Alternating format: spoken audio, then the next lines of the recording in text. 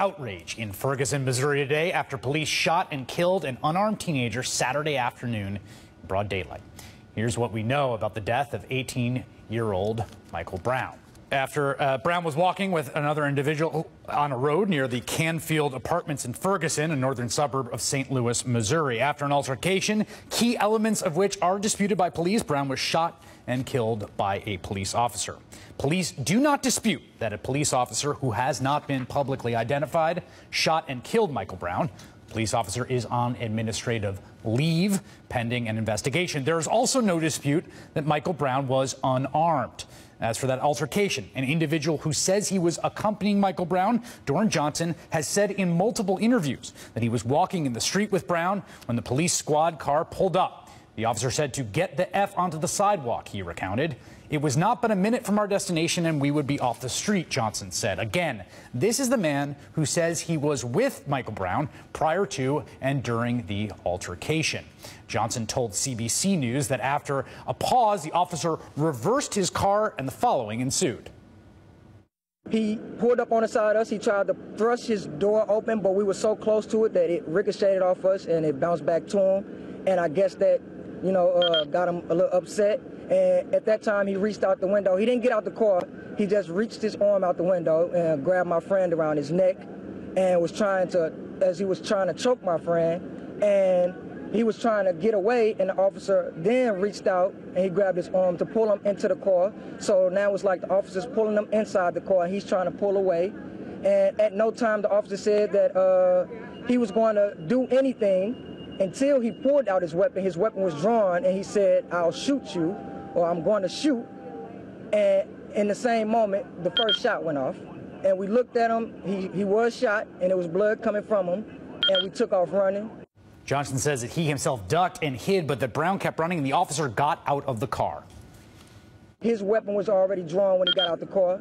He shot again, and once my friend felt that shot, he turned around and he put his hands in the air and he started to get down, but the officer still approached with his weapon drawn and he fired several more shots. Various news accounts refer to multiple witnesses, many of those witnesses unnamed, but one who is willing to offer account on camera. Puget Crenshaw described the event this way. I heard gunshots fired, and I'm like, oh my goodness, what's going on? I gather all my things and look back out the window, and at this moment, he's running, he's chasing after Michael full forcefully down the street, and gunshots are being fired repeatedly as well. I went from that window to my balcony, where I saw Michael. He's running this way. He turns his body towards this way, hands in the air, being compliant. He gets shot in his face and chest and goes down and dies. Police offered a different account, as described by St. Louis County Police Chief John Belmar. And the officer had an encounter with two individuals, one of whom is Mr. Brown, who was walking down the road in Canfield Apartments. He spoke to the individuals about getting off of the street and perhaps taking the sidewalk. One of the individuals complied, the other did not. In fact, as the officer decided to get out of his car to continue the conversation, he was pushed back into the car, and there was a physical confrontation in that car where, in fact, there was a struggle over the officer's gun. We do know, for example, that there was one shot fired within the car, and then we're taking a look at the rest of the details of the investigation at this point to determine exactly what happened once the police officer exited the car. As the FBI today announced its own investigation, many questions remain unanswered, including how many shots were fired and how many hit Michael Brown. In the wake of Brown's death, outrage, protests continue today in the St. Louis area for the third day running. Protesters chanting no justice, no peace. Many protests, including yesterday's, were marked by intense interactions with the police. And in some instances last night in Ferguson, rioting and looting erupted. Alongside the protest, community meetings continue to take place in the St. Louis area. A makeshift memorial has sprung up for Michael Brown and the family of the 18-year-old who is planning to begin college classes today. Called for justice, not violence. The violence needs to stop. The support is all needed, but not the violence. Joining me now is Dorian Johnson, who says he saw the shooting, and his attorney, Freeman Bosley Jr. Mr. Johnson, you say you're walking with Michael at that moment. Were there other people on the street that could have witnessed or corroborated your account? Because obviously the police are telling a very different story than what you and some other witnesses have said. Yeah, at the moment, at the time where we were in the street, before the officer pulled all the way on the side of us, no, I did not see anyone. My eyes were not looking for anyone. My ears were open, just talking to my friend. So before the officer said his first words, no, I did not see anyone. How quickly did this escalate? It sounds like from your account that it was a sort of casual comment made by a police officer for the two of you to get off the street, and it sounds like there was gunshots within, what, 60 seconds? What was the time frame of this encounter like? The time frame was a little, just like you said, 60 seconds or less. It sped up so quickly, it got out of hands real quick. Like, it wasn't even a minute, like you said, 60 seconds. Did Michael reach and struggle for the officer's gun as the police are saying he did? That is incorrect, sir. He did not reach for a weapon at all. He did not reach for the officer's weapon at all. And you were able to see this interaction? Yes, sir, correct. Were you scared in that moment? Not scared yet, but more shocked at how the officer approached us. It's just more shocking than scared at that moment. Mr. Buzzley, have you or your client, have you been approached by investigators? It seems like this is very key eyewitness testimony. Well, what is interesting about this is that we have not, as a matter of fact, the NAACP, through Mr. Adolphus Pruitt, contacted the authorities and the police department yesterday to make us available and make Mr. Johnson available. And at that point, they said they had some other things going on. They did not want to interview Mr. Johnson at that time, and also wanted to indicate that Mr. Johnson ran away and was not really a person that witnessed everything that was going on. And of course, we know that is not correct. Well, Mr. Johnson, is there any doubt that you were there with Michael at that moment? Sir, I did not leave until the last shot was fired, until I confirmed that my friend was not moving and he was dead. That's when I took off running. Is there the possibility, based on your account of how things went down, do you believe that, say, a dash camera from the police officer's video would show what happened in terms of how things were set up spatially? No, the way that the officer approached us, if there was a dash cam on his car, all that it would have gotten is me and my friend walking in the street, and that's it. Because the actual shots fired and Michael's death came when he was behind the police car. Am I correct? His death came from behind the police car, but the initial shot, we were on the side at the driver door of the police car. What was going through your head as you are now, you say, crouched behind a car watching a police officer chase your friend? I'm fearing for my life at this moment, because at this time the first shot had already been fired and I noticed my friend had been shot. I've been in situations before where gunfire has let out, and I really don't take fond to guns. So I feared for my life. I was scared. I didn't know what to do, and shocked. My body really couldn't move at that moment. How close were you and Michael? I didn't fully have to extend my arm out to touch Michael or the officer. I was that close that I could touch both of them without even fully extending my arms. Did Michael at any point strike out, lay hands on, assault the officer? He did not initially assault the officer.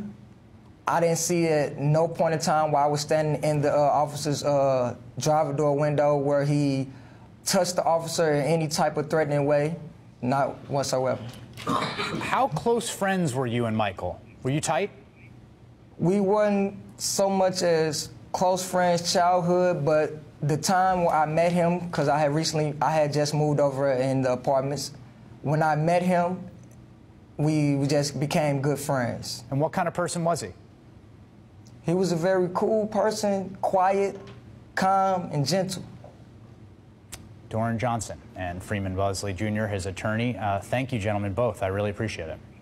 Oh, you're welcome. Thank you. All right, the breadth of the protests in the community raised the question now, of course, of what is next, not just in this investigation, But in police community relations, meanwhile, St. Louis County Police Chief John Belmar says he supports the parallel FBI investigation. Of course, the shooting that we saw this weekend comes on the heels of several high-profile incidences of people being shot by or killed by police across the country. Of course, the death of Eric Garner, which was ruled a homicide here in New York City in Staten Island after he was first questioned by police for the charge of selling untaxed cigarettes. There has also been a whole lot of different information released out in the wake of the death of Michael Brown. First, accusations that he had been busted for shoplifting. So far, there has been no corroboration of that. A lot of outrage, too, about how he has been portrayed, both in the images that have been circulated about him and what people have done to try to presume that they knew what kind of person Michael was. Joining me now is MSNBC contributor Goldie Taylor, who is in Ferguson tonight. And Goldie, what are things like in Ferguson right now? You know, the tensions are still fairly high, although not quite as high as last night. I hear that there is an incident at a nearby mall, but we're not certain that it's related to the recent unrest.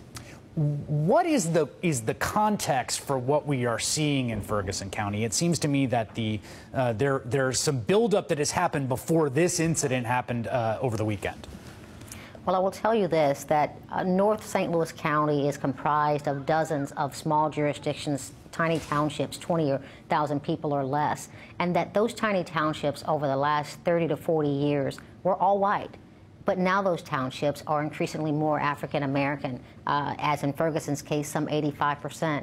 But if you look at the arrest rate, if you look at traffic stops, disproportionately they are African American, especially when you start to look at citations and arrests and outcomes. And so you're starting to see some real tensions begin to flare up between what seems to still be a fairly white leadership in terms of mayors and police chiefs and a black population. And there's a bit of distrust from both sides.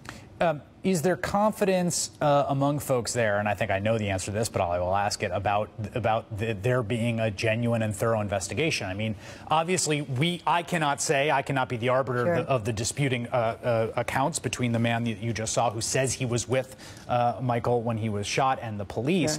Sure. If it is the case that what happened in the way that witnesses have described it, it seems very frankly, clearly a crime. I spent a good deal of time with him today, but I've also spent a good deal of time with community leaders from the NAACP and other community groups here today, and I've been out here on the scene. I think that there is still a great deal of distrust from the community for this investigation. I think there was a bit of relief, though, that the FBI has come in and either taken over the investigation, or I think it's a little bit unclear as to whether they're running a parallel investigation. But we do know at the very least that there will be a Department of Justice monitor on this. I think that the level of skepticism for the Ferguson police even extends to the St. Louis County Police, unfortunately. And so I think those police departments and others have a lot of work to do to rebuild their ties, to rebuild their binds with these communities that they're sworn to serve and protect. There is a sense, I mean, this is now that there have been a number of high-profile incidents in which young black men, unarmed, have been killed. Obviously, Trayvon Martin comes to mind. There's an incident recently in a Walmart store with a young man who was buying a toy weapon. We saw Eric Garner's death here in New York. And there is this sense, and you saw it just explode across social media this weekend, what do we have to do to say that we are worthy of respect and dignity and life? You know, I think that really is the central question. I grew up here in St. Louis. It still remains one of the most segregated towns that I have run into in my lifetime. My parents, quite frankly, told my brothers how to deal with themselves, or at least attempt to deal with themselves when they were in all-white communities. But they weren't even safe in their own communities where there was higher, proportions of crime. This is about the value of life. When we look at investigation, when we look at how people are prosecuted, when we look at outcomes in terms of prison sentences, even when we look at the kind of media coverage that these deaths receive, they are quite different. Yeah. When you begin to look at race, at gender, at income, in our justice system, unfortunately, it has a color. MSNBC contributor Goldie Taylor in Ferguson, Missouri tonight. Thank you very much. Thank you, Chris. The unraveling of Iraq, that's ahead.